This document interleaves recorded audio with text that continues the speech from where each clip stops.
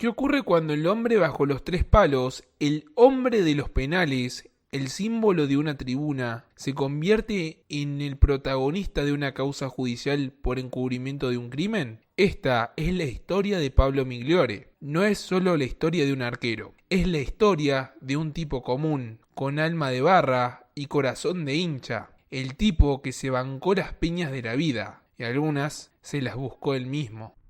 Atención, esta transmisión ha sido interrumpida por razones de investigación. A partir de este momento, todo lo que vas a ver forma parte del archivo. Bienvenidos a Expedientes R. Pablo Islas Migliore nació el 27 de enero de 1982 en Villa Lugano, uno de los barrios más duros del sur de Buenos Aires. Hijo de clase trabajadora, se crió en una familia humilde donde el fútbol no era solo un juego, era una vía de escape. Como tantos pibes de la zona, soñaba con ser futbolista, pero no cualquiera. Él quería ser arquero. Le gustaba el barro, las piñas, el riesgo de ser el último en fallar. Pasó por Germinal de Rawson y de ahí el salto al profesionalismo. Su carrera, como su carácter, fue explosiva. No era un arquero técnico, pero sí un guerrero. Un tipo con más garra que técnica, pero con un instinto animal para achicar en el 1 contra 1. Un instinto que lo llevaría a jugar en los grandes equipos.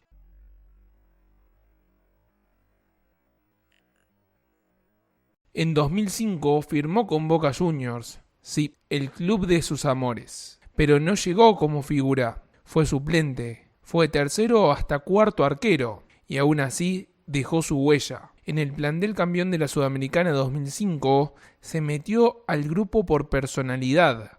Era uno más del vestuario, querido, callejero, frontal. Compartió equipo con Palermo, Riquelme o Abondancieri. Pero él no era de la élite, era de los marginados. Su verdadero salto llegaría en Racing. Ahí se hizo titular y mostró lo que podía hacer. Atajadas espectaculares, penales tapados, salidas temerarias. Pero también tuvo errores groseros, declaraciones polémicas y una personalidad que no encajaba con todos. Migliore no era políticamente correcto, era el típico arquero que cuando hablaba subía el rating y bajaba el nivel diplomático. En 2009 llegó a San Lorenzo y ahí sí, el romance fue total. La hinchada lo adoraba, no solo por sus actuaciones, sino porque sentían que Migliore era uno de ellos, un barra brava con guantes. Un tipo que festejaba con los brazos al cielo y los ojos llenos de fuego.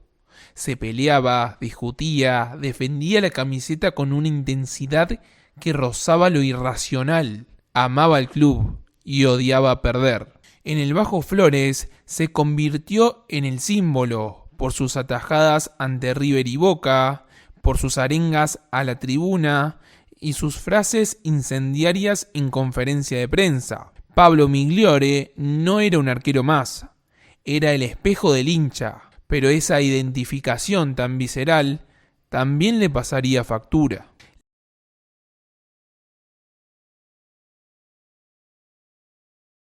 La vida de Migliore siempre estuvo ligada a la calle, nunca se despegó de su barrio ni de su gente. Eso incluía personajes oscuros, barra bravas, tipos pesados del fútbol argentino.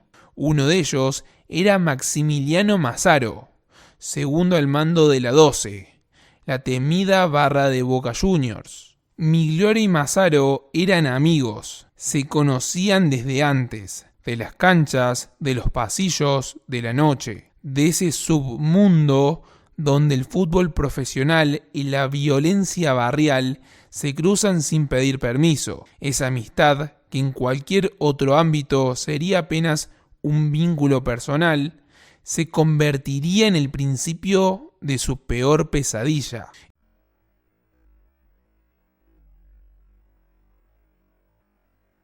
La noche del 31 de marzo de 2013, luego de la derrota por 1-0 de San Lorenzo ante Newell's en el nuevo gasómetro, la policía y un juez de la Fiscalía de Villa Lugano allanaron el estadio y se llevaron a Migliore. El operativo lo tuvieron que realizar por una puerta alternativa, ya que del otro lado estaba lleno de periodistas esperando a ingresar a la sala de conferencia para las notas postpartido.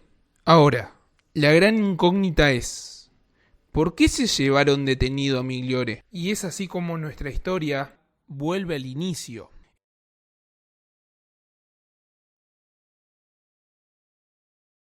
El 7 de agosto de 2011 en Liniers, un hombre llamado Ernesto Cirino es asesinado a golpes en una pelea barrial. El sospechoso era Maximiliano Massaro, prófugo desde hacía más de un año. La justicia descubre que Massaro había mantenido comunicación con Migliore mientras estaba evadiendo la ley. Mensajes, llamadas e incluso se sospechaba que lo ayudó a esconderse o le facilitó información. Eso bastó para imputarlo por encubrimiento agravado. Pero, ¿cuál era el delito de Migliore? No colaborar, no denunciar y no declarar. Ser leal a su amigo, incluso si eso significaba callar ante un crimen. Para la ley, eso es delito. Para la calle, es código.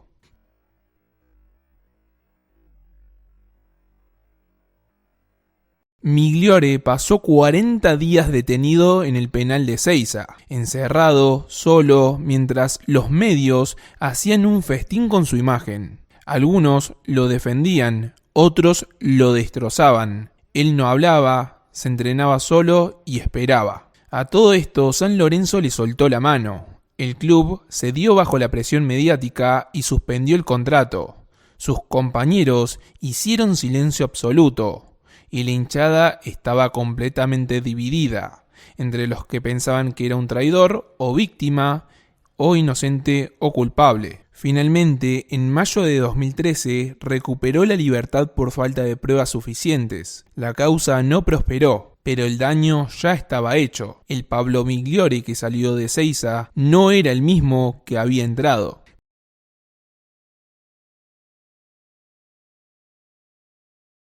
Migliore intentó volver. Jugó en Argentinos Juniors, en el Dinamo de Zagreb de Croacia, en Peñarol de Uruguay, en Almirante Brown, pero su carrera ya no tenía el mismo brillo. Ya no era el arquero salvador, era el arquero que estuvo preso. Una etiqueta que lo acompañará para toda su vida. Fuera del fútbol, Pablo Migliore incursionó en el boxeo, se convirtió en entrenador y dio charlas motivacionales. Habló de sus errores, de códigos, de lealtad, de calle. Nunca renegó de su pasado. Lo asumió con la frente en alto. Hasta llegó a decir: prefiero ser fiel a mis principios que ser campeón del mundo.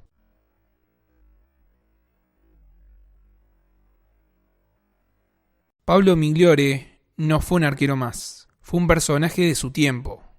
Un tipo que representó la fusión más intensa entre fútbol y tribuna, entre profesionalismo y marginalidad, entre ídolo y antihéroe. La suya es una historia con grises. No es santo ni demonio. Fue un jugador que eligió mal, pero que nunca negó lo que es. Un pibe de barrio con códigos de calle que nunca se olvidó de dónde salió. Y quizás por eso, a pesar de todo, aún hay quienes lo siguen admirando. Porque en el fútbol, como en la vida, hay arqueros que atajan todo, menos las consecuencias.